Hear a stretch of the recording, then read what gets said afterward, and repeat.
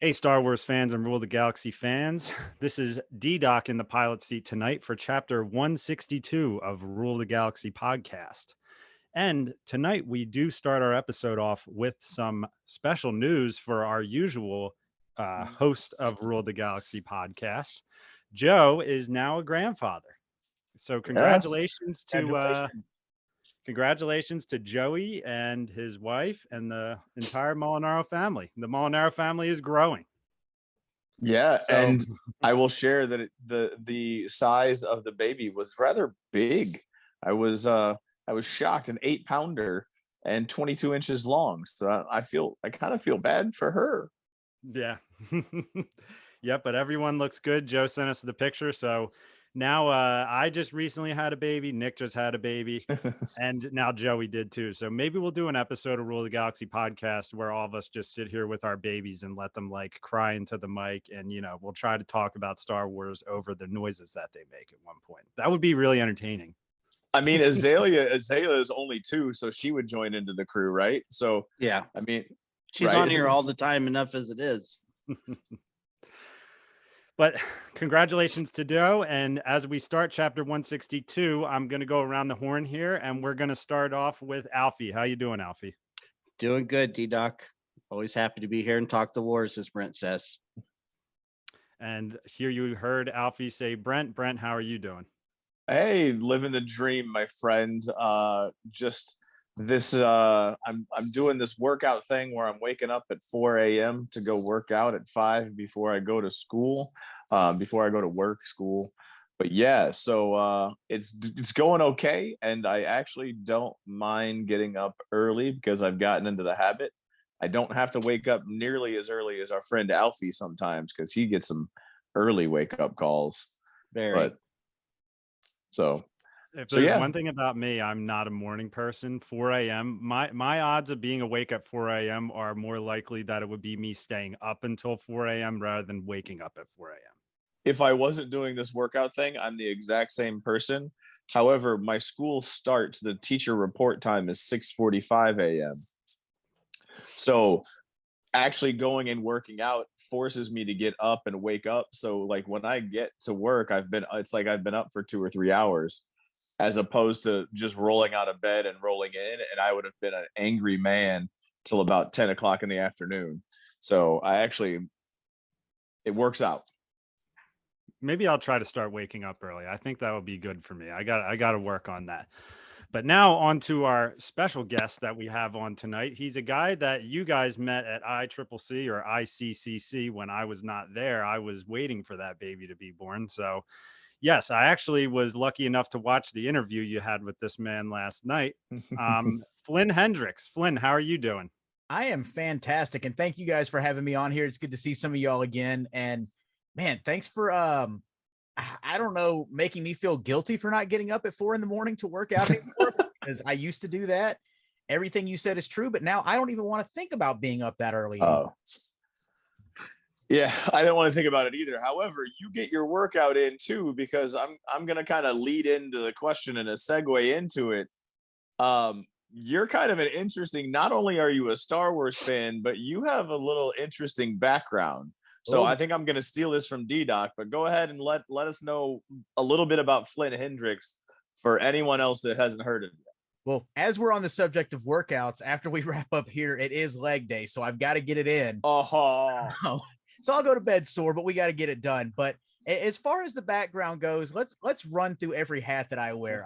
Husband, father, haven't had any kids recently. 3 years ago, that's about as close as I'm gonna get. But got husband, father. I'm an actor. I'm a podcaster, and I'm a professional wrestler on top of all that. So yeah, the workouts have to come in, otherwise I get no sanity. Yeah, I was actually looking over your site. Joe sent it to me a couple of days ago, and I'm reading it, and I'm like, what does this man not do? Actually, I see voice acting. I see you got your podcast. I'm reading about your wrestling career and all these other things. I mean, it even says that you've done some stuff with WWE as Oh, well, pretty recently too, right? absolutely. Yeah. If you watched SummerSlam, then you saw me on there. So you saw so Go ahead. So what did you do on SummerSlam? Since I didn't see it, I'm not a huge Ah. wrestling fan. I got you. I'll tell you. I'll just go ahead and give you the segment. If you want to go and watch right before the second women's title match of the night, there was a pull apart between Matt Riddle and Seth Rollins. If you see a bald security guard, that was yours truly. Fantastic. So how did you get that gig? A guy that I used to wrestle with, God, which it's so weird to say, like over 10 years ago, like 2009, 2010, is in the talent relations department around with WWE now. And I just randomly reached out to him to see about any, extra spots that may be coming up, because the last guy had been let go. And that's the first one I got back. And oddly enough, it was right before ICCC earlier this year. Like, I got the email, went and did the physical, came and sat up my booth the day before everything started for VIP day, and it all just kind of went from there. That is awesome, man. I don't like And, doing I that mean, part, though. Whew. Not a fan of that. yeah, so on top of all of that stuff, you're also obviously a Star Wars fan, which if you're watching on YouTube, you can see that Flynn is wearing one of our Rule the Galaxy podcast Hold up. t-shirts right now, which is awesome. You can find those on our Etsy shop. Shout out to Etsy. Why don't you tell us a little bit what got you into Star Wars? Give us like your little brief history of your love for Star Wars. And I can tell you the two first memories I have of Star Wars, because I was about 7 or 8 years old, and it was about the time, like 1997, when they started re-releasing the original trilogy. And I just remember my parents, back when they were still together, taking me and my sister to a movie theater that no longer exists to see A New Hope. And then I just remember being hooked after that. And then, like 2 months later, my mom brings home that illustrious golden box set of the original trilogy on VHS. I remember that. And then like just getting it in the afternoon and watching it until well past midnight, watching all three nonstop. And then finding my mom's old, like 1977. It was the only one that was still intact, but she had the Princess Leia from that original Kenner line. And that was the only figure that was still intact that she had. And I just remember finding that and having it with like all of my Power of the Force figures, and just like having to get into everything, books, toys, you name it. Like, I had to have it.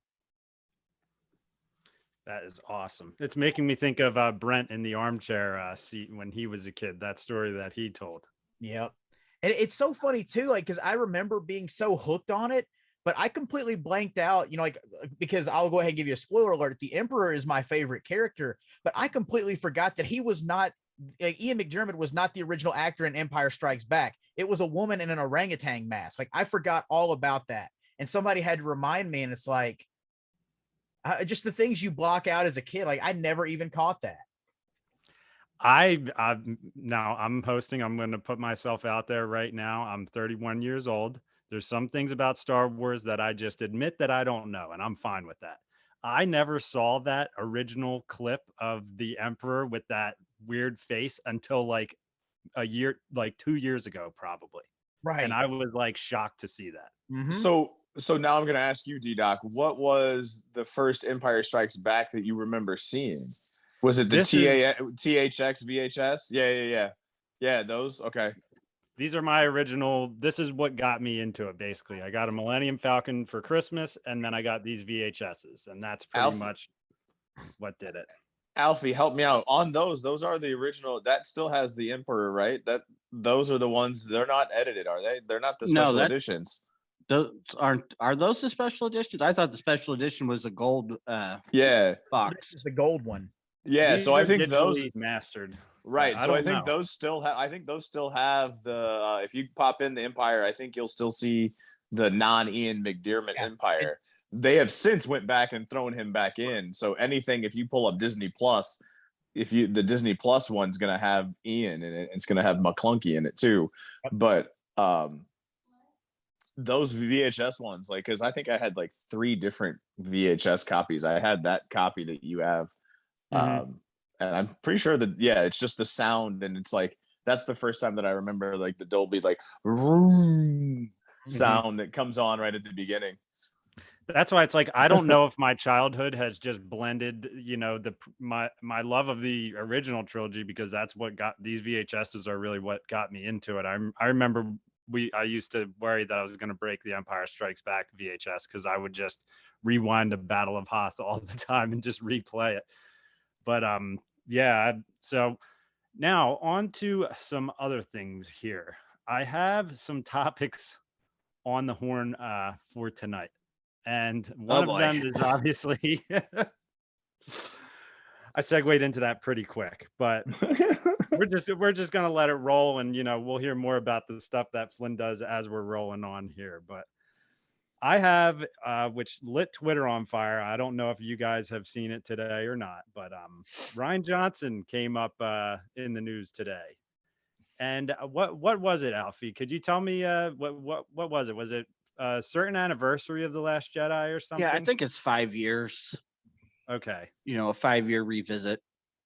Yes. So we had him talking about 5 years and looking back on it, and he just said, like, as the 5 years has gone by, he's even more proud of it. And he says, I really kind of swung for the fences with that one, and it sounds like he's pretty much just like, yeah, I have no regrets with what I did with that movie. I know it might be controversial. What are your guys' thoughts on The Last Jedi 5 years later? I'll let whoever wants to go start. You can go ahead, Flynn. Start it off. I'll say it may not be a popular opinion, but I enjoyed it. And I think the biggest thing for me, and it took me a while to process it, but it's easy to get looped into all these theories and, like fan theories that you see online about what's going to happen in the movie or who Snoke was or what his purpose was and all this stuff. But when it doesn't play out that way, I think people just automatically got mad. But once you get past that and you watch it again, like, it wasn't a bad movie. It had a lot of bold choices that may not have been the Star Wars norm at the time, but I think it was a good movie. It's not my favorite, but I won't say that it was a bad movie. All right. I like that. All right. What do you think, Alfie? I'm going to put you on the spot. Okay. Well, he's the director and he's an artist. Regardless of what the public thinks of his art, I don't think him as a creator is going to say, hey, I think, looking back, yeah, this was kind of crap or whatever you, regardless of what you think, yeah, I should have done this or I should have done that. I would hope that, yeah, he feels that he put his best effort into making a good movie. Whether I like it or not, that's on me. It's my interpretation of what he creates. And that's not necessarily has any impact on how he feels about what he creates. Okay. I like that. Yeah, so ahead. it's kind of like what I was saying. One of the last podcasts that I was on, when artists create art and put it out into the world, it's my interpretation of it. I think I used the Drew Karpyshyn and the Darth Xana, basically getting Darth Bane, like Bane transferring his essence into Xana because her fingers were twitching, is like one of the last images in the book.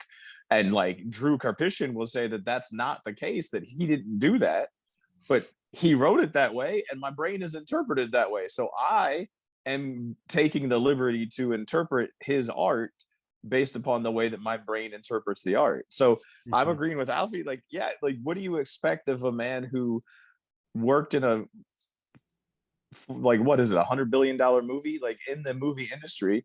He also, did he write it as well? Or if he didn't write it, he created it. Like, there was the bulk of it was his idea.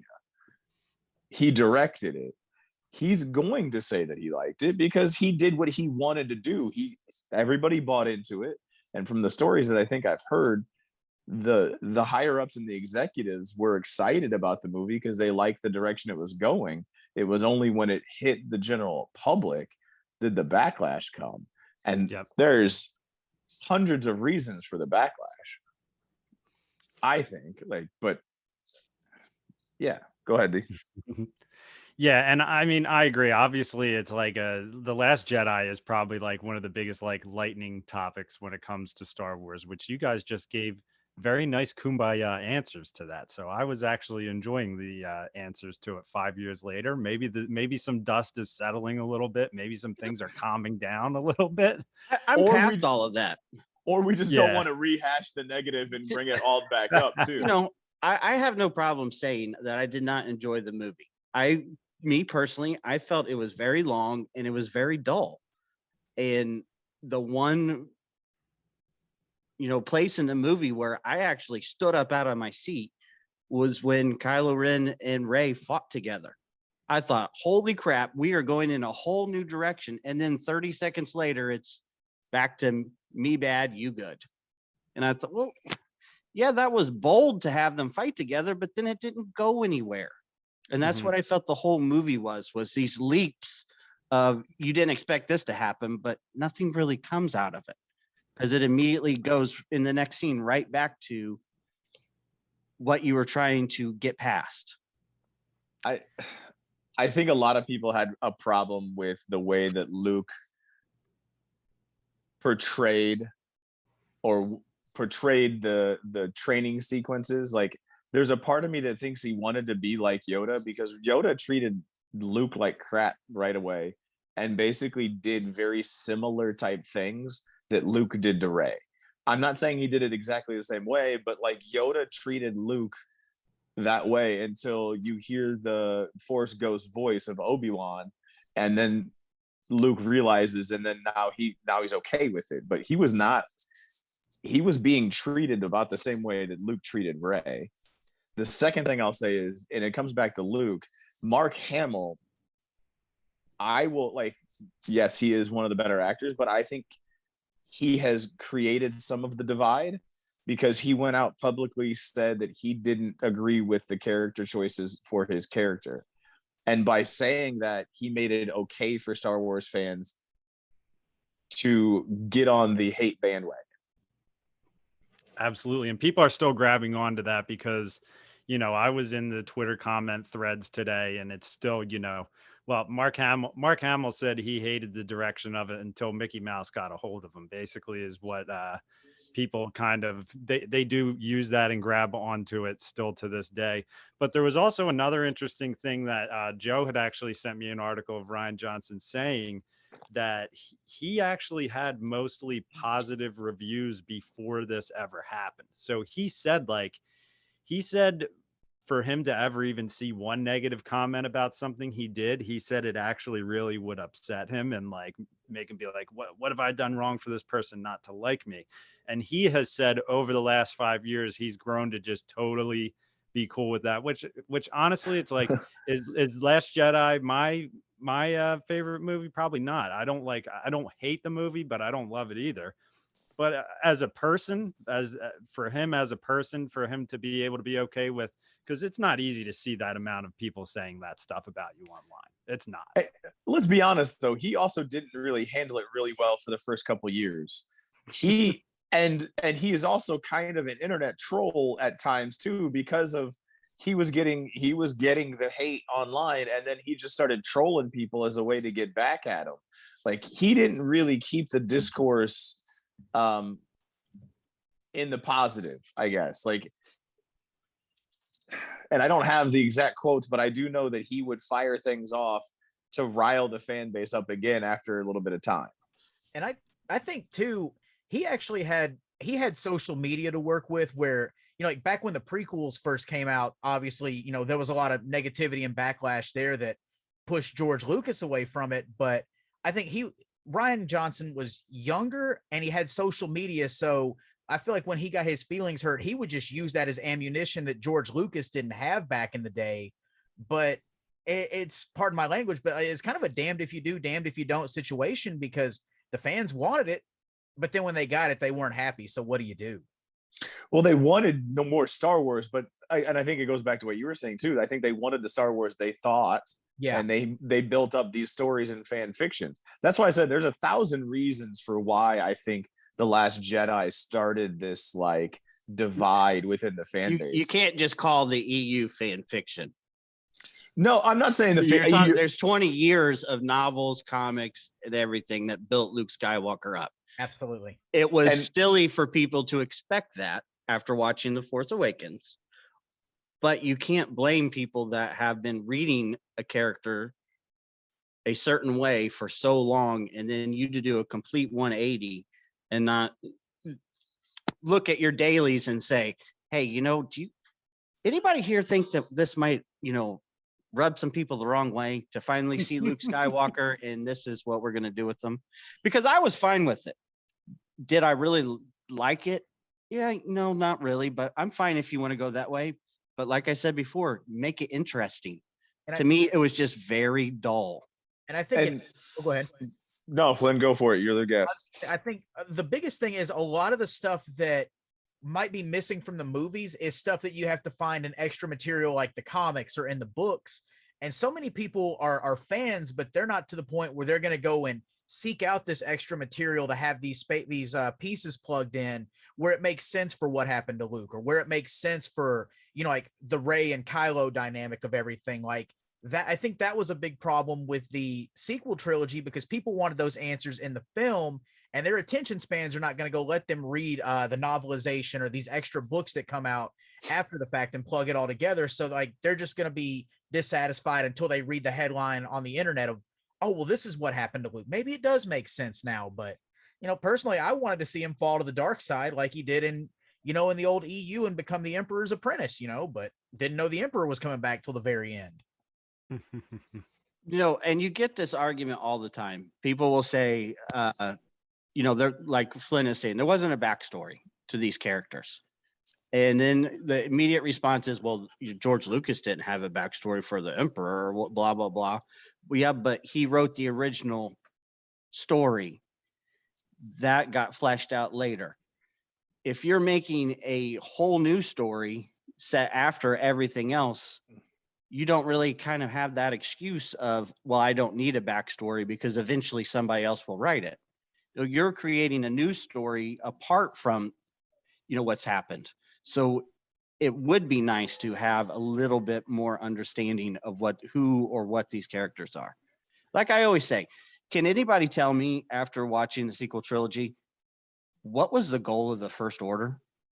What were they trying to accomplish? Well, After 9 hours, does anybody really know what they were trying to do? It's hard to say now, because any argument you could have made got thrown out the window when the final order got brought into everything. So what, right. That's a valid point.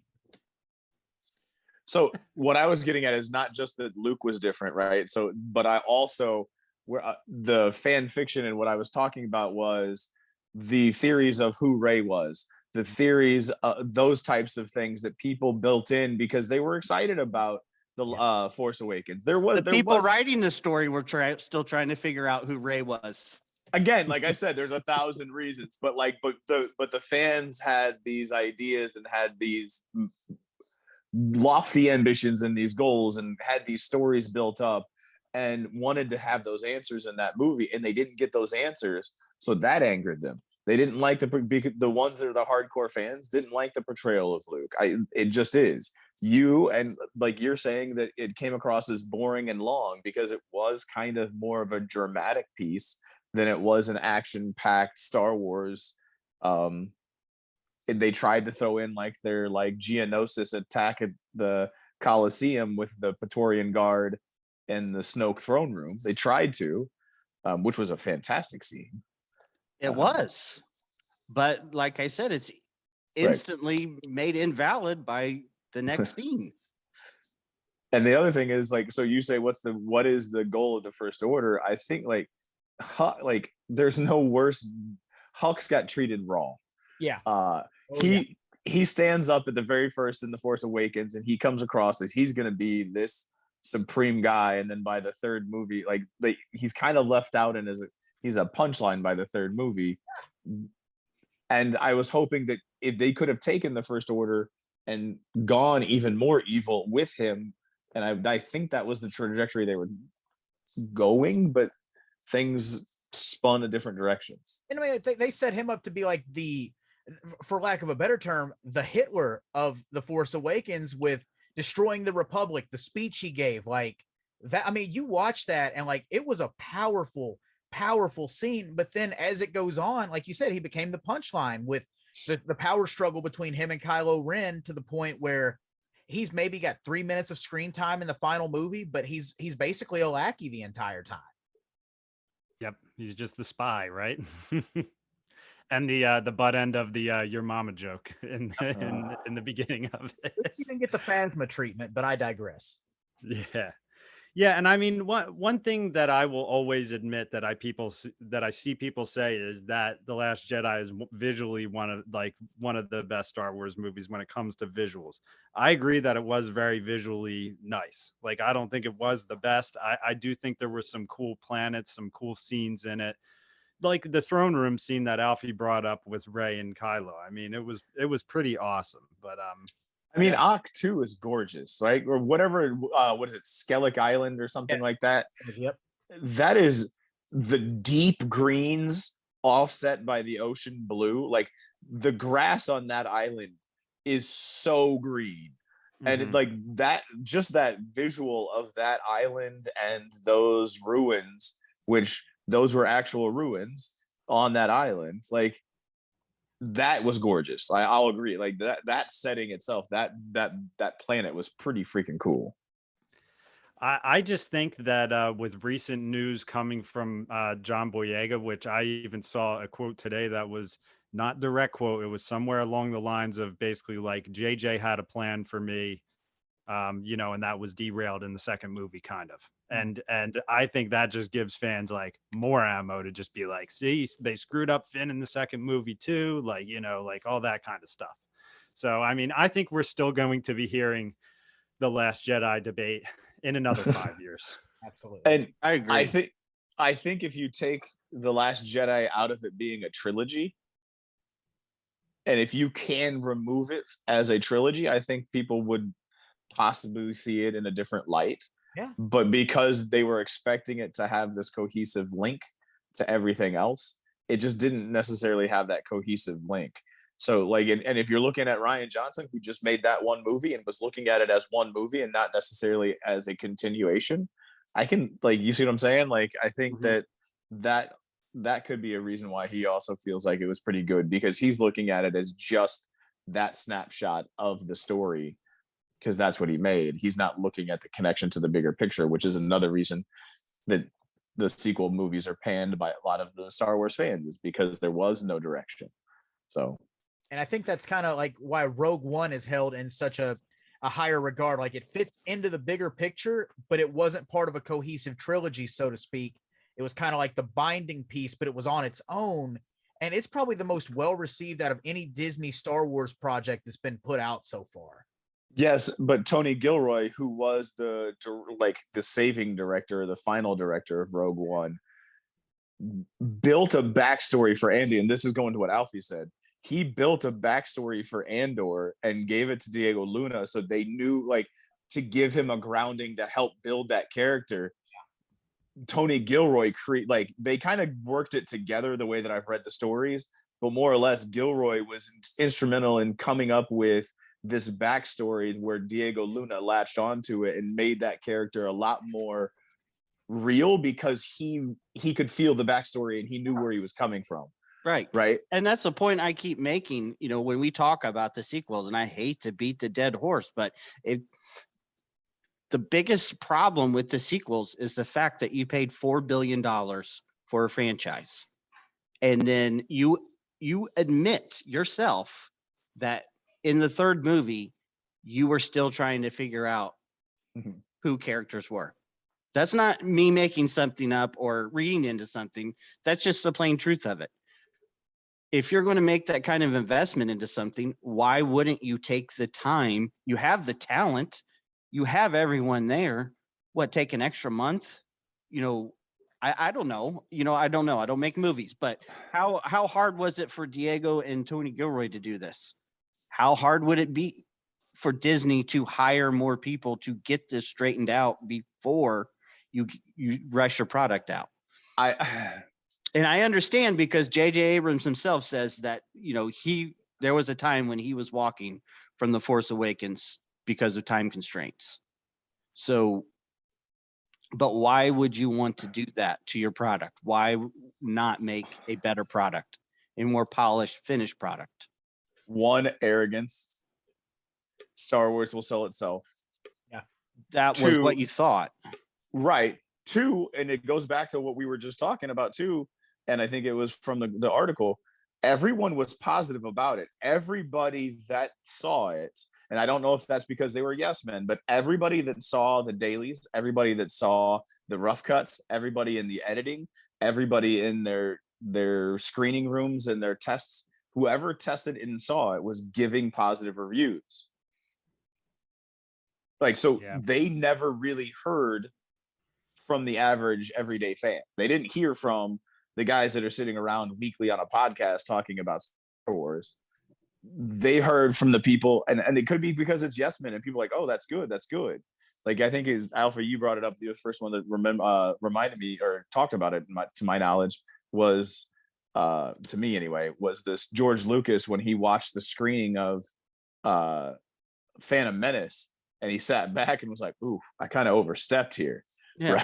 Right. And he Very wasn't really bold. I kind of overstepped here, but no one was giving them the, hey, I don't know if this is going to be received well. Everyone thought it was going to be great. Yeah. I mean, and I get that. Rogue One and The Force Awakens, were kind of the biggest hindrance in the fact that they just did financially so well. Right. The Force Awakens was whether you really like the movie or you don't, yes, it was new, but enough old that it was just a great stepping stone back into the Star Wars universe. It was fun, and I left it excited. And every time I watch it, I still enjoy watching The Force Awakens a lot. Like, the potential is still there. It's like, oh God, I can see the potential, and I feel like that's the way a lot of people felt. And I don't. It was so good that like they promoted it a year in advance, and people were already just like, they knew how to hit you, like to reel you right into it, because they knew you'd been missing it for 10 years. So we're going to give you this little tease of it. And, whether it was too much nostalgia, too much new, somewhere in the middle, whatever it may be, you left the theater feeling some kind of way about it. And that's what resonated with it more than anything. Yeah, I think you'd be hard pressed to find anybody that drove home from the first time seeing The Force Awakens and could not stop talking about who Rey was, Yep, who's Kylo Ren, and what's going to happen next. Yep. And I'm just speaking for myself here. This is just a comparison. When we left seeing The Last Jedi, we didn't really talk about it because that was the first Star Wars movie that I'd seen that at the end, I was indifferent. Okay. I will say this. I did leave with 2 questions, though. And that was just, well, what happens now that Snoke is gone after he's been built up this way? And then what do they do with Leia? Because, unfortunately, Carrie Fisher passed away. Those were the 2 big questions that I had left, like leaving the movie theater. Everything else was just kind of was what it was. But I mean, like, those were my 2 big questions because I was invested in Snoke. Like, I loved that character. I loved everything you saw in the material. Like, he had another apprentice at one point, like all that stuff they were putting out there. And then it's like, it's just ripped away. Like, and like, are we going to find out more? Are we going to do this? Well, like, what happens now that, Carrie Fisher's dead? Like, those were my 2 big things walking out of the theater that I wanted to know. But other than that, I mean, that's all that came to mind for me on that. Yeah, it was cool the way Snoke died too, but then at the same time you're like, wow, that was cool, and then you're like, wait a second, he's just gone now. We still really don't know that much about him, and we never will. And it's funny to hear Alfie talk about the leaving the theater experience, because that is always the telltale sign of leaving a movie, is the chatter when you're walking out the door. And I'm the kind of person where if I went into a movie wanting to like it back then, I would just make myself like it. And I remember I walked out of The Last Jedi pretty much just like my buddies, they're Star Wars fans, but they're not like, they don't like live for it basically. And they're like, that was good. That was good. What'd you think? And I was just like, yeah, it was good. And what I honestly thought, to me, what might have changed things was the fact that Luke didn't actually fight in that final battle. Yeah. I was so excited to see him with the lightsaber. And then when I found out that he was like a force projection or hologram or whatever he was doing, I was kind of just like, oh, I wish he just actually did kind of show up to fight. That was exciting, but weird. But, I guess Luke is dead. All right. It's like, that's what left me feeling a little weird leaving that movie. I have a question about that too, and I may be living under a rock, but I've never seen it answered. Why did he have the blue lightsaber? Why did he not have the green one? Was there a reason for that? Because I know the projection of himself was as Kylo or Ben would remember him, but I never understood why he had the blue saber, because in the memories he had the green saber. I don't know. I've always wondered that too. Just like, why did the dice disappear? Yeah, that's a good question. Oh, we need answers. Like, some things we will never have answers to. multiple Well- people hold the dice and then all of a sudden they just disappear. Well, I'm gonna spin it because I to the next question. That's the other piece of news about our boy. He also said that he hopes that he can have a trilogy and make a trilogy. That he would really be bummed out if he was not given a chance, or if his Star Wars days were numbered. What do we feel about that? Go ahead. Let me Alfie. answer this first, because I feel like whenever we talk about The Last Jedi, I'm the guy that is just really down on it. And I'm not. I promise you I'm not. I want to love a trilogy by Rian Johnson. I wanted to love The Last Jedi. Like I said, I just felt it was very long and it was very dull and boring to me. That's just how I felt. It just did not grasp my attention from the end of the crawl till the halfway through the movie. I really hope he gets a trilogy and he makes one so amazing that I have to eat crow for the rest of my life, because that's how much I love Star Wars. I want every Star Wars project to make me love it. And I just feel like a lot of the content that we get to me seems very mediocre and forgettable. And we are only talking about The Last Jedi still 5 years later because it was such a divisive movie. It's one movie that it seems like you either absolutely love it and it changed Star Wars for you in the positive, or man, it just really rubbed you the wrong way. There's not a whole lot of it in the middle. Yes. I would say I don't know where his trilogy would fall in the time frame of the storyline or the continuity. Same with Taika Waititi and the one that he's supposedly doing, but he couldn't supposedly remember that Natalie Portman was already in the prequels. So, you could be worried about that too, but instead of creating something new, why don't you bring some of the trilogy novels like the Aftermath trilogy, or I'm drawing a blank on it, the Squadron novels that fall in between Return of the Jedi and Phantom Menace. I think it's Alphabet Squadron. Why not bring those into a live screen adaptation or TV show instead of just fleshing out something new? And I mean, obviously you want to keep the universe expanding, but why not just take something that's already in novelization form and bring that into reality? Because there's still a lot of stories that would be awesome to see on the screen, and you have a safe background that you can pull from without maybe ruining the continuity or forgetting the continuity of something that already exists. And go ahead, Brent. I was just gonna say my answer to that comes back to what I said before, which is arrogance of the Disney Corporation, because they've put a strategy in to move forward. Better or worse, they want to move forward. They want Batu. They want to move the story forward.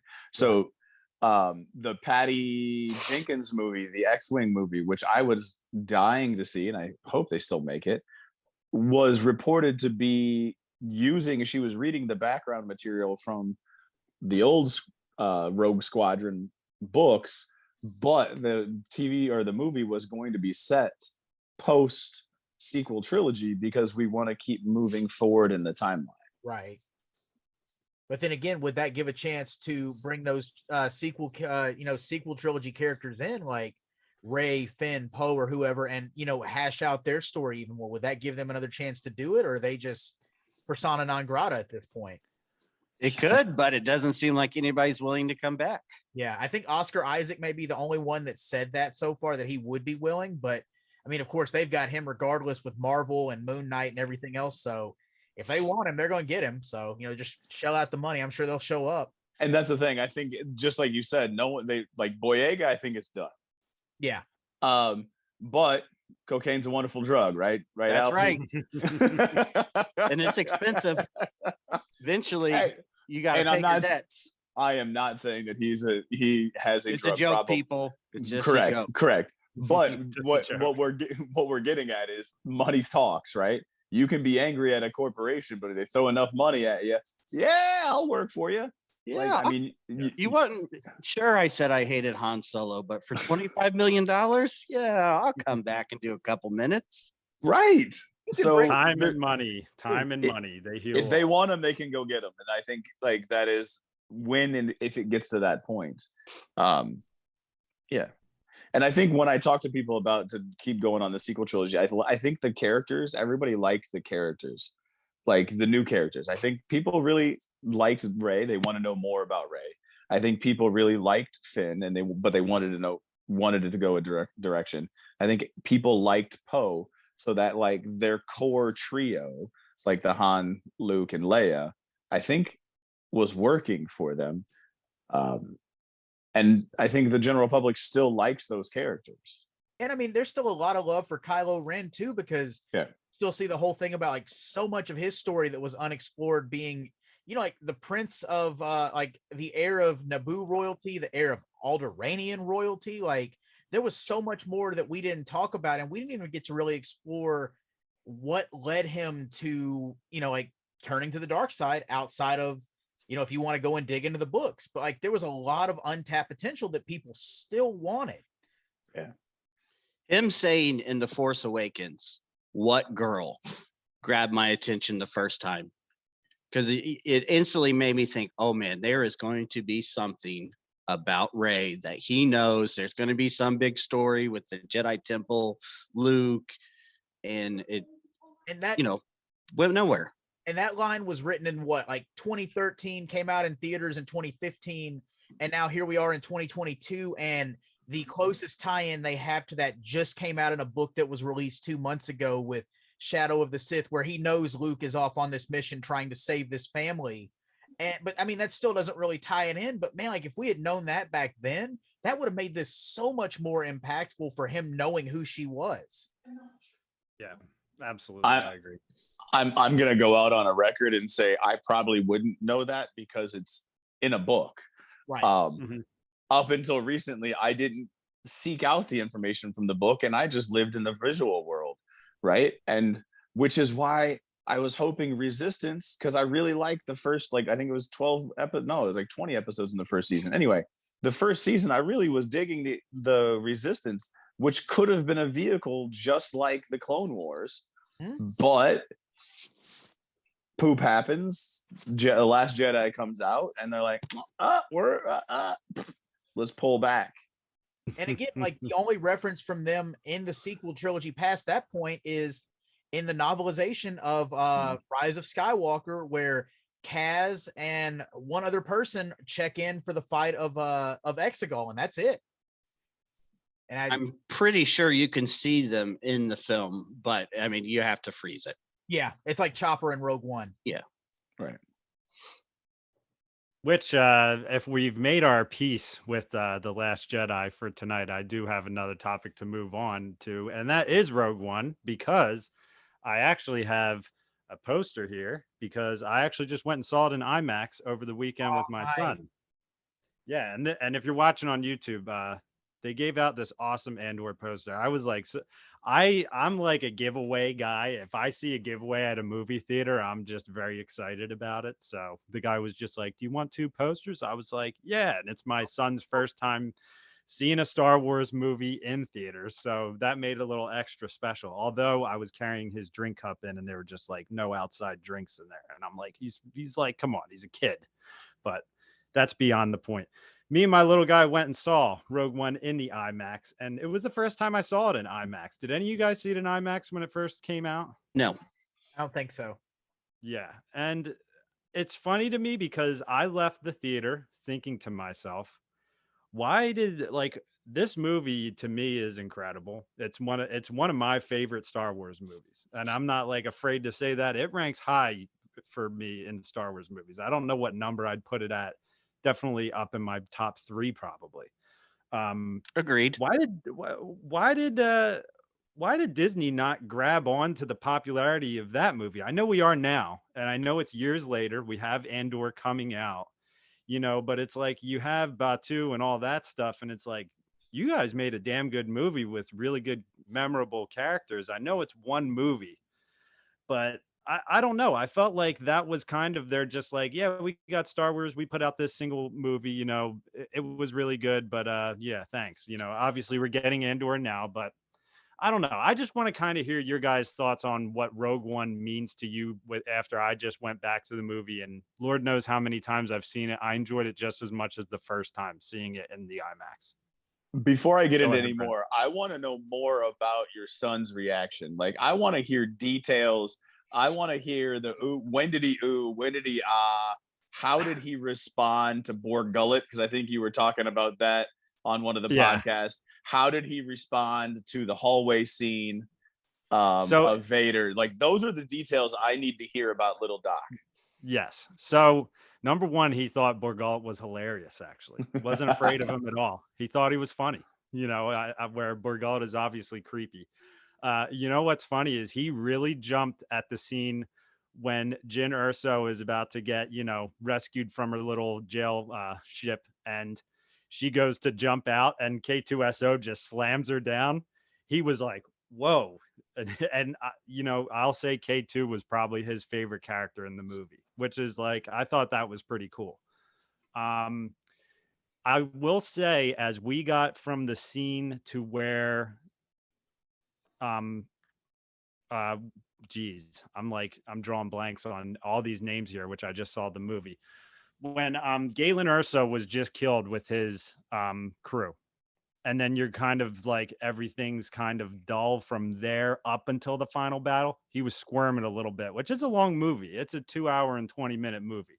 So I expected some squirming during that part when Jyn is trying to be like, we got the plans for the Death Star are there. We got to go get them. Squirming a little bit. Then when that battle began, he was just locked in. He couldn't believe what was happening because that battle is what? It's got to be 35 minutes. It's awesome. 40 minutes long. Yeah. That's an epic battle. I agree. So when it comes to Darth Vader as well, I showed him the trailer on my phone as if this was kind of like a new movie. I'm like, I'm taking you to see a Star Wars movie this weekend. And he was like, it was like a surprise. Showed him the trailer and it had Darth Vader breathing in the end. He's like, is Darth Vader in this? I was like, I don't know, maybe. And number one, he saw the Vader with Krennic scene, which he was just like, I told you he was going to be in it. I'm just like, I was cracking up.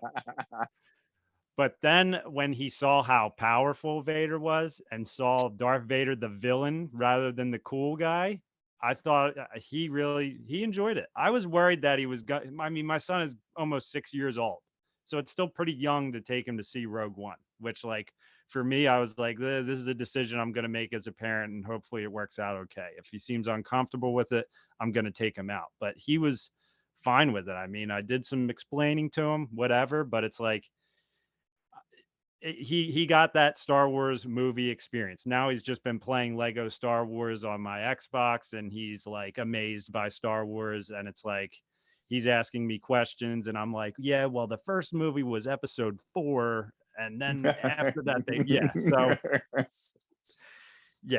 he got hooked. And I wish there could have been the scroll, the classic Star Wars scroll for his first movie theater experience. And one thing that drove me nuts is they just kind of forgot about our movie theater and left the lights on for the first 15 minutes of the movie, which that irked me bad because I'm like, I can't have any distractions. And they have these big IMAX signs on the side that are lit up and they're very bright. And those were on for the first 15 minutes of the movie. Finally, someone got up and I was looking around at other people like, can someone else go tell these people to turn the light off? Because I got a kid with me here and I'm not taking them out again. But yeah, that was our experience. It was fun and it was memorable. And I definitely think it made an impact on him, I'll say. So where does Rogue One line up for you guys? I'll let you go, Flynn, since you are our guest. What do you think about Rogue One? As far as the Disney movies go that they've released, it's definitely the top of the top. and it's in my top 3 as well. But like the biggest thing for me is just how, like, because obviously the entire franchise is about a galactic war, but this one was probably like the grittiest movie they've ever made, where it felt like you were watching, you know, like an actual like war movie, like a Saving Private Ryan or whatever it may be. And it, you know, sure, it had its continuity issues and everything, but I absolutely love that you kind of see like the struggle behind the scenes with the rebellion of like Mon Mothma and Bail Organa trying to not be like the Saw Gerrera type of like guerrilla warfare rebellion, but at the same time, General Draven is doing things behind their back to kind of put that inner conflict in with Andor, and you can see him struggling with it as well.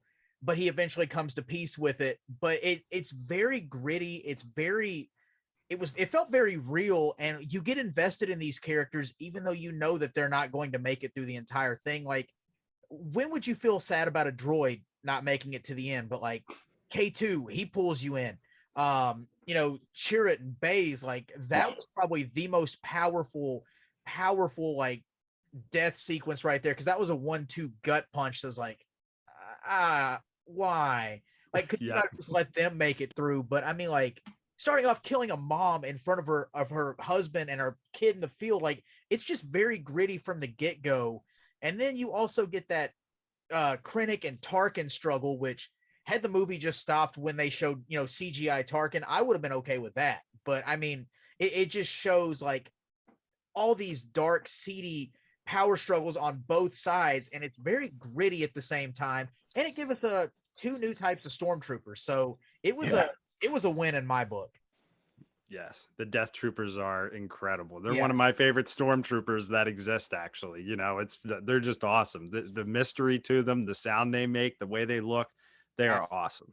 And I will say, like, my one disappointment with that though is, well, there's actually 2, and I want to see what you guys think, or if you even noticed it. But I mean, one is just how Saw Gerrera gave up at the end. I was not a fan of that, because seeing how he was in Clone Wars and then seeing how he was in Rebels leading up to that, where he's just this gung-ho, will die for the mission, but then he just, you know, he gives up.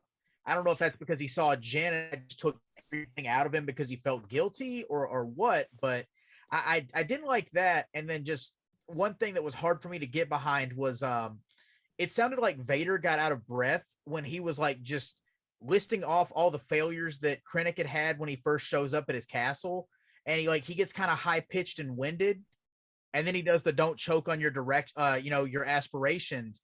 But like just that one little thing where it sounded like they didn't maybe get the best audio recording for James Earl Jones on that one kind of got me. But then I was right back in when he got the dad joke in and choked him a little bit. So, yep, that was great. Alfie, what are your Rogue One bigger picture thoughts? Okay, I'm going to have to agree with you guys. It's in my top 3. I think it's the best Disney movie so far. What I really liked about it was it is exceptionally an original story. Mhm. It doesn't follow, you know, the hero kind of journey that Star Wars is based on. But again, it just feels like Star Wars. It looks like Star Wars. It sounds like it. I will admit, the first time watching it, that first half of the movie, I had a little trouble staying interested. I think it was a little slow, but every time I watch it now, that first half gets more and more interesting. The second half, you know, I mean, once they come out of hyperspace, you know, above Scarif, forget about it. That's the best right there. I think it's just a really good movie. I know it had its problems and, you know, was reshot, some heavy editing, a lot of pieces shuffled around, but I mean, came out a very good film, a very good Star Wars movie. And, you know, I think where they went wrong was just thinking that they could do that over and over again and be successful.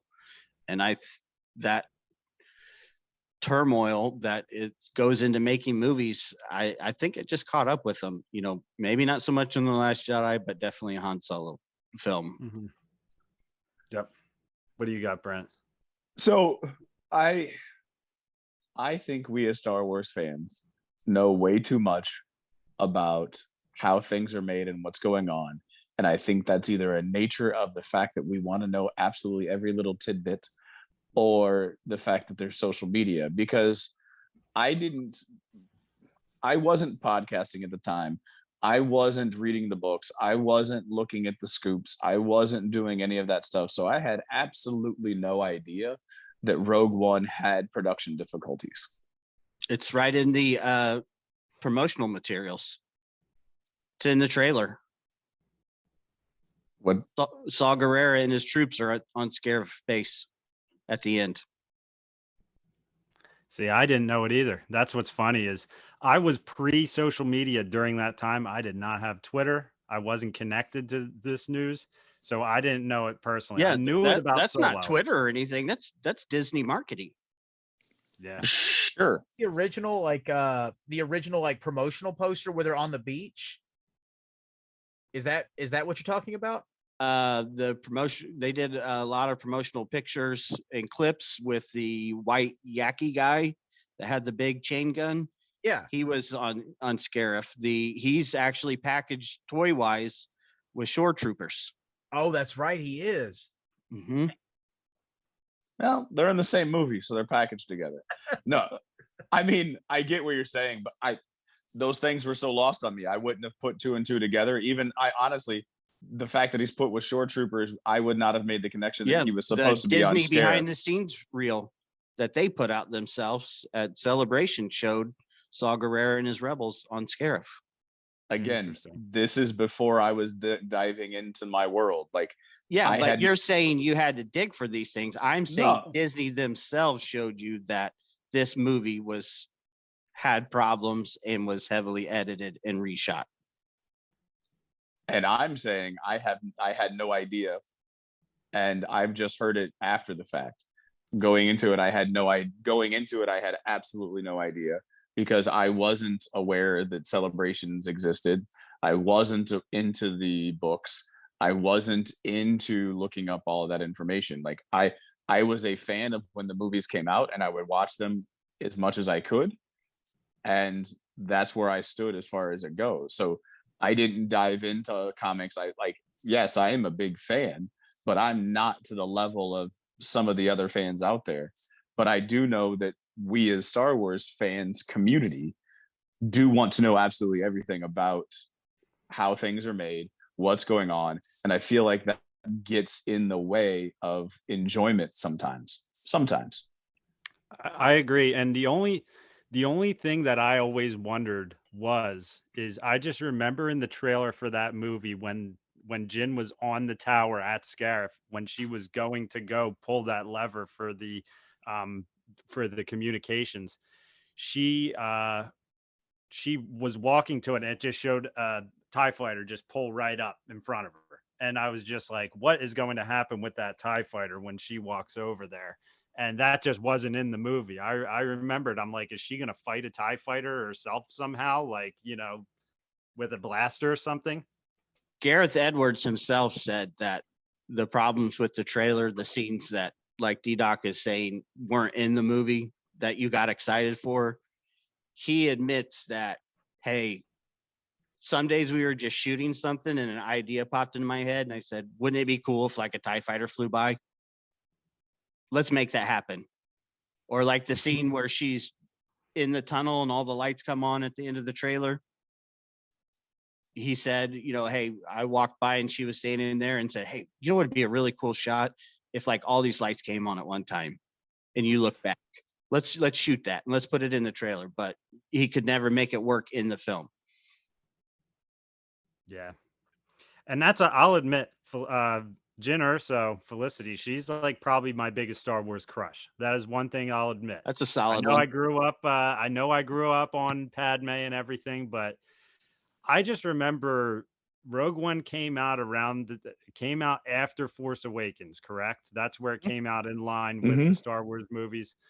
And I remember reading interviews before it came out, and it's Felicity Jones, is it? Is that her name? Felicity Jones? They were interviewing Felicity Jones, and they were like, how does it feel to be, a female lead along with Rey? And I just remember Felicity was just like, Ray is not this character. You know, I might be a female lead, whatever. She's like, Jyn Erso is her own character. And I saw an interview of her from like a year ago, and she just said when she was given the script for that and given the character description, she said she knew what they wanted to do with that character, and she felt a strong connection with Jyn Erso. And that's just what made it. She said obviously I would come back, but she's like, you know, we kind of did get obliterated at the end of that movie. Somehow Jen returned. But Yeah. There you go. There you go. she something you said right there, like just quoting that interview, like she had a strong connection to that character, and that's because the writers and the creative side of things, they had that character fleshed out. They knew what they wanted that character to be. So, you know, speaking from the acting side of things, I can relate to that, because if they know what they want the character to be, and they give you a chance to have some fun and like make your own choices to add a little extra spice to that character, it means like it makes the job so much more fun and a lot easier to an extent. But, you know, like in some cases, these people don't even know, like the case of Ray, for an example, they may not know what they want for this character. And it's like, well, we'll know it when we hear it, or we'll know it when we see it. That can drive somebody mad, like as an actor, because you have to make these choices and commit to them. But sometimes it's hard to shut off the second guessing when you do that, no matter how much of a background you have, because, you know, it's like, well, if they don't know, am I doing the right thing, or is this, it can be maddening. So I understand her side of it, where she said, I was able to relate to this character. Same with, you know, Diego Luna and Cash and Andor, because when they know where they want to go, they know where this character has been, it makes it easier to put yourself in that perspective and bring the real person to it too. So I get that. Go ahead, Alfie. I think one of the most interesting things about Rogue One is where it started. Just that this was an idea by John Knoll that he started working on himself. And what is it? His name, Doug Chiang, I think, that works for ILM, happened to read it and was like, dude, you got to make a movie out of this. And it just spiraled from there. I think this idea of, you know, Gareth Edwards said it best, that, you know, the problem with making Star Wars is it's hard to make something new and go too far to the left. And it's equally as hard not to go too far to the right and make something that's just what you've seen before. Very true. So this one just, I think, hit it out of the park, just being right in the middle. The only thing, go ahead. Go for it. I was gonna say the only thing that could possibly hurt it, and it's just because I heard people saying this, was they thought, you know, they weren't as in tune to the Star Wars continuity, and they weren't like diehard fans. A lot of people thought this was the follow-up to The Force Awakens when we were seeing it in theaters, so they didn't understand the continuity of it. I think if you could say anything hurt that film, it would be that, but that's not even a blip on the radar to a lot of people. And I don't think I've ever addressed whether or not where Rogue One is at, but I will say that in December of 2020, when our fearless leader, Kathleen Kennedy, mentioned that there was going to be an Andor series, I was on the bandwagon from the jump and said that one's going to be fantastic, and I can't wait for it to come out. So yeah, I don't know where it would rank at the top, but it is definitely one of the ones that I go back to quite often. Yeah. It's one of the ones that, like, when I go to bed or when I'm bored, I'll pull up on Disney Plus and watch. So Yes, and I actually just saw an article today that there was an entire outdoor city consisting of 3 to 5 full blocks that was built for Andor, and they showed a view from up top on how massive this freaking town is that they used to film this show. It's just like, oh my God. But here's the thing too, is they went in and they were putting that production value into Andor in like 2017, even before COVID. Like, so they were in that production and filming and developing Andor without a lot of people knowing about it before COVID. And then COVID hits and all these other stories start to come out and delays the production of it. They were building that and working on that 2 years before the Obi-Wan Kenobi was at the stage of Obi-Wan Kenobi. I know that thing was like through 12 years of development, but they had been working on developing it, and they knew they were going to make this 12 episode show of Andor way before they committed to making the Obi-Wan series. Yes. Yeah, and one thing I will say too, without spoilers, although it might be too late for some at this point, but the scene that they showed from Andor before before Rogue One was a decent cut, actually, which I was surprised, and I figured there was going to be previews before the movie, which was stupid of me because they just went Andor trailer, or they went Andor scene preview before the movie, then they showed the trailer, then they just went right to Rogue One. But the trailer they showed on the IMAX screen, I'm watching it just like, this is a movie, and there was dialogue, there was a fight scene, there was new characters in different uniforms that they were fighting, where I'm just like, who the hell are these guys? But it's just like, just that one little 5 or 10 minute snippet that I saw was awesome. And it just made me that much more excited for the show, because when I watched Rogue One this time, obviously you always focus on Andor, he's one of the main characters, but sometimes I focused on Jin a little bit more. But Andor, he really is a damn good character, and the acting in that movie is really good. So I was really just like eyes locked on Andor the whole time I'm watching it this time.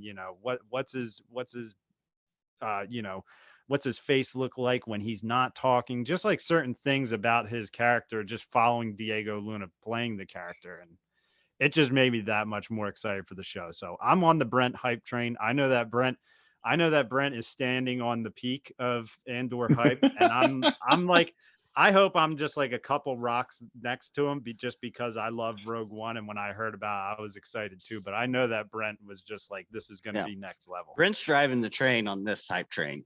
I mean, I'm shoveling the coal. Though. Hey, we all get a turn. Right. Now, there's two things that bother me about the hype train, because now everybody's on the bandwagon, right? Now that Obi-Wan is over, now everybody's on the Andor bandwagon.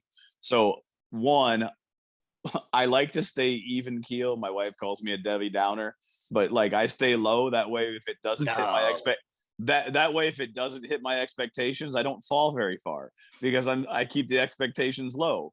Like right now, I've been since 2020 have been at the peak of this little. So I'm like Mount Everest. So if it doesn't live up, I'm probably going to fall a lot farther. So that worries me. The other thing that worries me is because it gets the hype and it gets the anticipation, the public seems to also nitpick absolutely everything that goes on, because we have social media and we can do that. And I got to make sure that I don't let that bother me, because I have absolutely no connection to this movie other than the fact that I'm a Star Wars fan, right? I didn't make it. I don't own Disney stock. So I have really no connection to it, but I got to let the negativity that will come, absolutely will come. The negativity doesn't just come from social media. I was thinking about this the other day because, anybody that knows me, I just think about Star Wars all the freaking time. I don't think it's just social media. It's also the fact that we can watch stuff now over and over and over again whenever we want. We don't have to pay $20 to go to the movie theater, so we can only see Return of the Jedi, once, every few weeks, when your parents will let you. Yeah. You can just watch it over. I can sit at work and watch something at my leisure. And by the sixth time, you pick up on little stuff like that bothers you. I think if you could only see the Kenobi series one time, there wouldn't be as much. We wouldn't talk about it as much. But the fact that we can sit there and watch the episode 5 times before the next one comes out, there's a lot more to talk about. You see those little, those things that don't make a little bit of sense or that stand out. That's true. Yeah, that's a great point, Alfie. And I mean, it's funny because my kid was watching Monsters Inc. the other day, and I told him, I was like, I still remember the day that I was probably in 3rd or 4th grade when Monsters Inc. came out on DVD. And I remember I used to ask my mom if we could get the DVD the day it came out. And it was like, I told him, I was like, yeah, I got the DVD the day it came out. You know, I always used to want to watch that. And he was just like, it wasn't just on TV. And I'm just like, no, buddy, no, you got it good. Yeah, my favorite is you couldn't just pause it. Yeah. Yeah. Right? You just couldn't pause it for the commercials. You couldn't like pause it for the commercial. And No, we no, couldn't you do had to that. time. You had to time your bathroom break, man. Yes. Yeah. Those, and you know, like you said, Alfie, I think that adds up for everything. I mean, did any of you guys see the recent interview with Matt Damon talking about the changes in film and why certain films don't hit theaters? He was actually on the Hot Ones podcast where they eat the wings and just kind of talk. And the guy just basically said, you know, what's the state of film right now as far as movies go and everything along those lines. And he said the problem is that, you know, if I want to make, you know, say an artsy film where it's like, you know, it's going to be 50 million for the cast, then you got to send 50 million to the theater or whatever. And then, you know, he's like, say the movie makes close to 100 million. He's like, well, then I'm even. He's like, we always knew that after a movie like that, it might catch on in the future. And sometimes your DVD sales would really boost you even further on that film.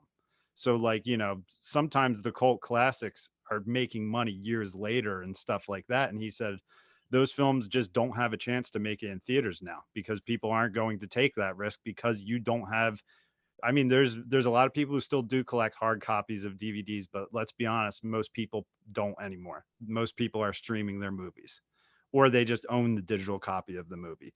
So and that's what's interesting. A lot of these Disney movies, a lot of these Marvel movies, like I didn't see Thor: Love and Thunder in theaters because I knew it would probably be coming to Disney Plus.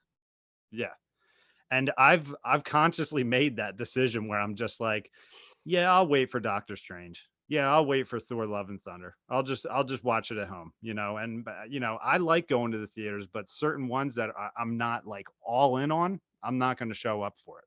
Yeah, Phase 4 Spider-Man was the only movie that I cared about seeing in the theater. Yep. Because you know it's only going to be a few weeks before it's on Disney Plus. Yep. I'll go another step just to throw this out there. My 8-year-old, no, 8. Why did I say 8? He turned 8. My son just turned 8. My daughter is 10. My daughter is watching She-Hulk with me. She enjoys She-Hulk. I think possibly because it's based in a female character, but she really enjoys it. At the end of last week's episode, she's like, yeah, I think I just like TV better. It's only like 30 minutes. I don't have to wait 2.5 hours. Like, and that statement, I think, is indicative of the culture too, right? We're in a TikTok culture versus we're willing to invest 2 hours into a story, 2.5 hours into a story to be transported into a world far, far away, or whatever story it is. Like, whatever you go to see, not everybody's willing in this generation, the younger generation, to put in the time needed for a 2-3 hour movie unless there's something every 2 minutes to catch your attention. Absolutely. That's why I think it's, you know, a risk. We talked about this before to say the next Star Wars movie might, you know, 2028, you know, might be the next one. You know, I'm just throwing it out there. I don't know that for sure, but to put something out that far, I mean, who's to say that there's going to be a market big enough for that? You know, we're already, like DDoc is saying, you know, Matt Damon, you know, I listened to that too. He's saying, you know, these films, unless you hit a certain mark, aren't going to go into the theater. We all like to say that, hey, it's Star Wars, everybody will go out to see it, but that wasn't true for Solo. Yeah. But it's still okay. So it didn't make money the way that they expected it to make money, but it still made money. Now, not when you have to reshoot the entire film. That movie had like a $400+ million budget. But they also kind of shot themselves in the foot because they broke the pattern of the releases they've been doing at the holidays, and they put it, you know, in May in the middle of the year when it, like, for the prequels, that's when it was done in the past. But when you've built this habit of people wanting it to come out around Christmas, why would you break that pattern? Because or put it out at the same time as Infinity War. Yeah, exactly. Like, you've got so much other stuff going on. Wait till people are already jonesing a year later to want to have another Star Wars fix, and there you go. And Yeah, I mean, I believe in my heart that, in 5 years, a Star Wars movie would still be a hit at the theater. But yeah. the more people get accustomed to just watching things and streaming them, you're going to continue to see that market for big movies dwindle. And I mean, it's Yeah. like It's expensive to go to the movies. it is, and it's Oh, like it is. Halloween now. I think the final Halloween movie they've announced. You can stream it same day at home too. So I'm definitely not going to the theater. So I'm just gonna But- stay home where I can watch it. I know DDoc and I have the same feeling on this. I do see the writing on the wall and the trajectory, but I hope beyond all hope that the older generation can keep theaters open, because watching it in the theater is just a different experience. It And is. I completely agree with you. Right. And I just hope to be able to keep that. But in order to keep it, I got to keep going. And I just haven't gone like I used Yeah. to. But I have to do my part to keep it going, and I just haven't for life And reasons. I hate to be, for life reasons for me too. I hate to be that guy that says, man, it's going to be $100 to go see a movie. Yeah, especially with know? your family. You got Yeah. what, 5 in your family? Yeah. Yeah. And it'll probably be 150 because you got to throw food in there too. It's not cheap. And you have to weigh, is this a movie worth going to see to pay Yeah. that kind of money for? Yeah, and that's how it was when for just me and my little guy to go see Rogue One. It was matinee. I saw it at 12 o'clock, so I actually had 25% off. Tickets between me and him were But it was the $27. IMAX price. Yeah. So it was $27 for that, and then Fandango added a $5 service fee, whatever the hell that is. So then you're at 30. Then you get 2 drinks, a popcorn, and a candy, and then you're looking at $60. So it was just about $60 for me to go see Rogue One with the little guy. So it is a little bit of an investment too. Hey, You hope that the movie you're seeing is good. But I knew that was the case with Rogue One. I was willing to spend the money to see Right. that on the big screen. Right. So I was fine with that. Yeah, we're not talking about us here, Doc. We're talking about, the general masses here. Exactly. I'm going to be purchasing Star Wars tickets the second they go on sale. If they were to announce a new movie tomorrow, I would be online hitting refresh as fast as I freaking could. Yep. And I think most of the fan base would. And not only that, I think it was Scott Rifen that talked about comic books, right? So comic books, a good circulation might be in the tens of thousands for a comic book. But when you talk about a movie, there are millions that go and see the movies, right? So it's just it pulls in the casual fan. It pulls in other people. I mean, hell, if they throw a baby Grogu onto the big screen, they could print money, right? Flynn's making it rain over there because I think that because of his draw to the general public outside of the hardcore fan base, doesn't even know they don't even know, they wouldn't know anything else about it, but they know Grogu is in it, so they would want to go to see it. I agree. And I will say this forever and ever, that these super popular shows need to end in film. And that's just my opinion on it. Is Peaky Blinders is doing it. It's a very popular show. And I will be in the movie theater with a ton of people who have probably watched the 4 or 5 seasons of Peaky Blinders and know these characters so well. And people will be so invested to see that movie in the theaters. And that's why I thought Game of Thrones should have done it, because you never had such a hype show possibly ever than Game of Thrones. So, you go put a movie out, people are going to be breaking the doors down to see what happens. And I would love for Mandalorian to do that, because it would look great on the big screen. I think if you don't have a plan to wind all these live action series together and end with a movie, you need to find a different line of work, because this thing is writing itself. It can't be that difficult to make this happen, because that's the direction it looks like it's going. Yes. And I'd like to believe that Favreau and Filoni are somewhere in a bunker discussing the plans to do that. I've said it many times. That is my belief, is that these live action series will end with Ezra and Thrawn being found, and that will be the start of a new trilogy. Yes, exactly. So, all right. Well, we hit a lot on Last Jedi, hit a lot on Rogue One. I'm pretty much out of topics as far as my list goes. Do you guys have anything else you want to bring up on the show? Go ahead, Brent. Only because Flynn is sitting here, I feel like we got to give Michael Havens his due and Oh God. throw some shout outs to one ICC con or ICC ICCC, however you want to say it. I'm sorry, Michael, if we're not doing the branding right, but it brought us together.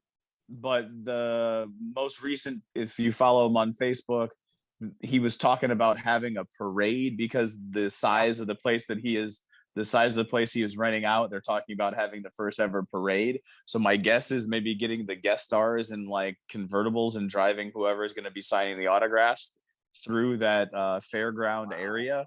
But who knows, right? It's a speculation. He did throw out a parade. Just want to throw that out there. What is it, May 28th, 29th, and 30th or something like that? 26th through I believe it's late around the end of May. Yeah. Late May. They're ICCC, ICCCon.com. Take a look. I know that there's a lot of people that have heard about it from our podcast, but I do want to throw that out there, give him a plug, a shout out, and try to see. He said he's going to start releasing the guest list in January, and he usually drops like one every couple months. And then when it gets closer, so like March, April, he'll start putting out like one a week or so. He's inadvertently dropped a big one already. So, you know, if you follow him on social media, you probably already know who it is, but I won't go any further than that. I mean, you brought it up. So why, like, if you said that, who do you think it is? It's speculation at this point. I won't say who do I think it is. I'll say who I know it is, but okay. He's, you know, if you follow his social media, you may see him hanging out with some very high and mighty people. I'll just leave it at that. Okay. All right. I'm going to start looking for clues now because I do follow him on everything. So I'm excited they may about have been that. seen in Batu together. That's all I can say. Okay. All right. All right. I like it. I like it. And I know that it's at a huge complex this year. Yes. I feel like he said it was at a bigger one. And then I saw another post where he's just like, yeah, hold on. It's even bigger. It's this. Yeah. The rest of the land too, which I've chimed in on the post for it because it was so like serendipitous, because that was the second building in the area that he bought is where I had like one of my like world title matches 10 years ago up there. So it's like all this is coming together again, and I'll be at another convention here in actually in about a month or so in the first portion of the building that he bought. So I'm like, it's all coming together. Like he literally said he was going to make it bigger and better for the fans this year, and I'll be danged if he didn't do it. So, I mean, I'm excited to be there again. I'm excited too. And I will be there this year. I still have my credit for the plane ticket. I'm not going to be, on the verge of having a child this time. So you say now that you know of. Right. So you say right now. I mean, I'd like to think, yeah, I think I'm good. I think I'm good. All right. Yeah. So, Brent, do you have anything else? We'll call that our final thoughts, and I'll wrap it around the horn. I'll go to each guy here. Yeah, it's just fun to escape in a world far, far away. I mean, all of us are passionate, right? Like that's if it comes across as negative, it's because there is a passion there. I don't think we got overly negative, and I if Rian Johnson makes a movie, just like Alfie said, I guarantee you, even though we say that we don't like him, we'll be there to watch it. And if anything, we'll be there to watch it to make fun of it afterwards, right? Like, but we'll still be there to watch it. Exactly. Which I mean, not to get too far off too, but I forgot to bring up the fact that his Knives Out series is very popular. People really like that. So that's been a redeeming quality for him. And I haven't seen it, and I know they're teasing the second movie, but I mean, I feel like he's got some swagger with that series, so who knows? Maybe he'll come. I like Looper. Yeah, he's done some stuff. So, Rian Johnson, you get a new trilogy, Rule of the Galaxy podcast. Our asses are going to be in the seats. There you go. All right. Alfie, what do you got for final thoughts on tonight? Well, I mean, it was a good time. I'm always happy to talk Star Wars, and I hope I didn't come across as too negative. Like Brent said, it's just because I'm passionate. I love Star Wars, and I want to love the products that you make. Yes. We just keep it real here. We're just having discussions. We're good. I thought it was a very low key conversation about the Last Jedi. I thought it was lit. I thought it was good. We're good to go. All right. Flynn, I feel like I only scratched the surface on everything you do. I think it was great having you as a guest on here tonight. Number one, I can't wait to meet you in person like these guys got to at the ICCC, ICCC. You got to body slam him. You got to take him down. I mean, look, I'm year, an easy body slam. I'll tell you that. I took a stunner from somebody. So, I mean, it's not my year to actually turn it around and give it to somebody else this year. So if he's in, I'm in. I'm a pretty tall guy. I'm like a little over 6 feet, and it's like people might think that you know, I might put up a fight. My brother is about 5'7". He takes me down very easily. Oh, so. sweet! So I'm the same size as your brother. yeah. So you got me. So number one, I mean, just why don't you just go into where everybody can find you, all the stuff that you're doing, you know, just tell us all about yourself to finish this off, where to find you on social media, all that fun stuff. Absolutely. I'll make it easy for everybody. And there's kind of been some podcast restructuring where our second podcast is now going to be a part of the main I Know You Hear Me podcast feed. So everything is now under Linktree/the Flynn Hendrix, all one word. So you've got my website, my reels, the podcast on all platforms, which is now in the last couple of weeks just got added to iHeartRadio. It's got my wife's Etsy shop, which, you know, she does decals, vinyl, monograms, you name it. It's all on there. If you use the code Flynn, you get 10% off. You can also buy my shirts on there. All my social media, everything that's on there will get you connected with me. It'll help you keep up with where I'm going. This Thursday, I'm flying out to Wisconsin for Legacy Pro Wrestling Showcase of Champions 7. I will be defending the Southern States Championship there and debuting the I Know You Hear Me title. So nobody will ever take that one from me. No, you know, you'll have to conspiracy theory or whatever you want to do, but that stays with me. But I've got that. I've got another Ultimate Championship Wrestling show this year.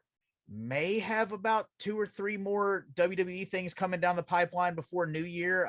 Can't say yet, but that's what I'm being told anyway. So I'm staying busy. I've got to do some auditions before I hit leg day after this. So everything is busy. And if you want to book a murder mystery theater, if you're around the Nashville area, feel free, because I'm now involved in that too. So somewhere there's parenting, somewhere there's a husband in there, and then somewhere there's a guy that doesn't sleep. So just go to Linktree/the Flynn Hendrix and keep up with all of it. And a new podcast will drop every other Thursday, starting this Thursday for Tales from the Haunt. And I Know You Hear Me drops every Friday, and we're in our 3rd season now. So man, just go get it. There's a lot of big names coming up in there. If you're a fan of Looney Tunes, Bob Bergen, who's been the voice of Porky Pig for 30 years, he's going to be in there. I've got, you know, I've had Jonathan Joss from King of the Hill, a lot of the Dragon Ball voice actors. I've had just about everybody you can think of. And you know, it's just taking on a life of its own. So feel free to jump on the bandwagon, have some fun, and be a Star Wars fan with me too, because this was a blast. And I love that we didn't get pulled into the muck of negativity that seems to go around too. So just come nerd out with me on social media, listen to the podcast, and support these guys too. Because I mean, I think we had the discussion of what was the best lightsaber in the Star Wars galaxy, and I believe on Count Dooku. So I knew you guys were good people on the spot right there. So I would have got mine out, but it's kind of buried behind some statues and figures over here. So not easy access, but yeah, I knew you guys were like good people right off the bat when that happened. So I was absolutely honored to be here tonight and get a chance to chat it up with you guys and show for myself too. Of course.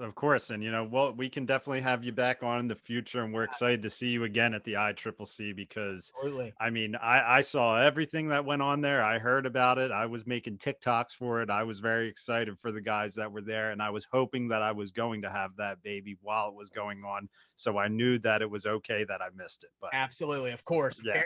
Parenting and family always comes first. But I will say too, if you missed it last year, make sure you got tickets this year. And if there's an after hours event, definitely stay again, because I wasn't kidding. I took a stunner, and I also got assaulted by a 12-year-old child after hours, but it raised money for charity. So it was all for a good cause. And who knows, it may happen again this year. Absolutely. All right. Well, that is chapter 162 of Rule of the Galaxy podcast. I didn't say it in the beginning, but if you guys want to email us, you can email us at ruleofthegalaxysw@gmail.com. You can find us on Twitter at ruleofthegalaxysw. You can find us on TikTok. That's where I'm making our little short videos and clipping stuff from this podcast and having a little bit of fun with some toy unboxings. You'll see Alfie on there as well and all that fun stuff. And that's pretty much it. I know, just as Joe would say, just look up Rule the Galaxy, YouTube, Instagram. You'll find us there. So this is Dave wrapping up chapter 162 of Rule the Galaxy podcast. From me, from Brent, from Alfie, from Flynn. Until the next time, may the force be with you.